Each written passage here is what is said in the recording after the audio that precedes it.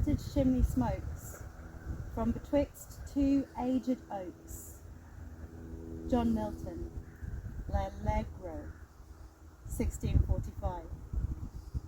It is a Sunday. Watery winter sunshine falls against the oak. Few of the leaves now remain. I sit on the epicormic hump on the east side of the tree. A jay saunters past with slumberous flight towards the pines in the north. I watch as motes of minute flies that might be midges spiral in the low sunshine. The balls of mistletoe sit high in the lime trees. Later, back in the books, I find a suitably seasonal oak comment from John Claudius Loudon's Arboretum et Fruticetum Britannicum.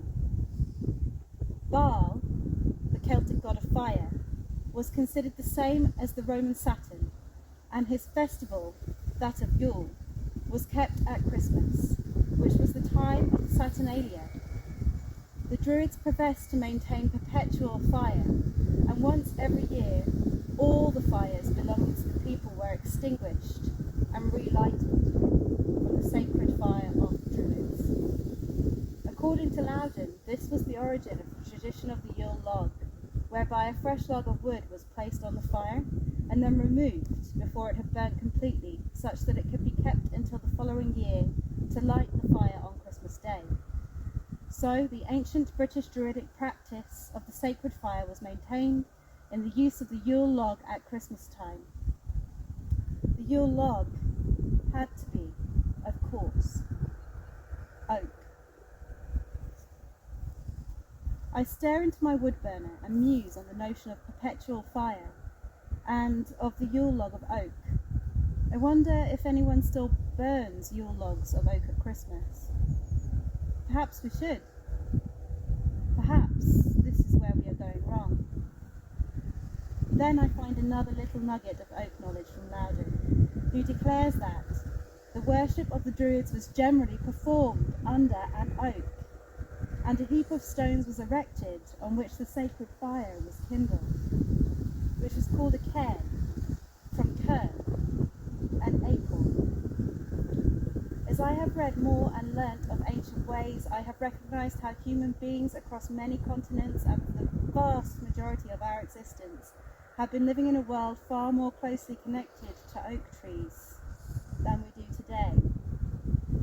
From the earliest Stone Ages through to the start of the Industrial Age, merely a few hundred years ago, we have been dependent upon oaks and infused with worship of these trees and religious practices centred on the most esteemed of the oaks that lay within our communities.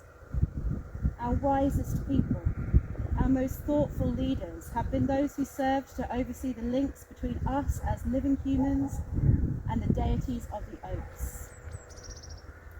These were ways and practices that are now called pagan, yet I learnt some time ago that the word pagan merely came from the Latin term pagus, meaning of the countryside. Whereas civilized peoples were those of the towns or cities, pagans were simply those from the rural worlds beyond the city walls. The gradual shift that has taken place across the world as humans have moved to towns and cities in the last few centuries has been one inevitably accompanied by a movement away from innate associations with the natural world. In Britain there existed few towns as we know them before the arrival of the Romans. Instead, the entire country was centred on life in the countryside. The population was, by definition, pagan.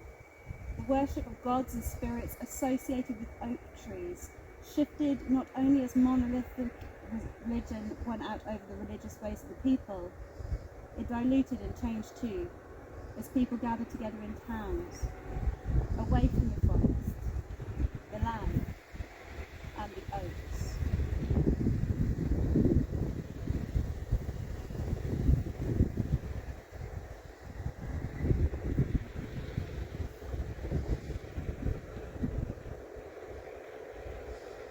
My fingers are too cold to do anymore.